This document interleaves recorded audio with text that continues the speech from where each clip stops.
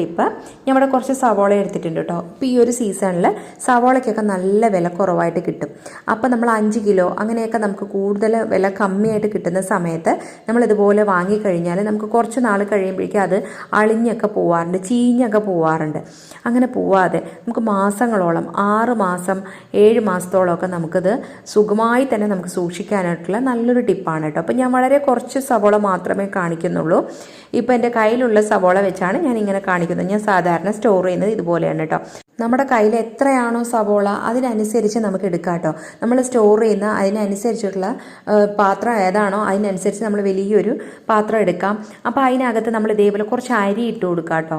അരി ഇട്ട് കൊടുത്തതിന് ശേഷം ഈ സവോളനെ ശരിക്കും ഇതുപോലെ തിരിച്ചൊന്ന് കമഴ്ത്തി വെച്ച് കൊടുക്കുക.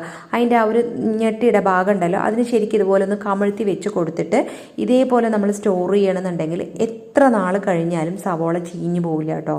അപ്പം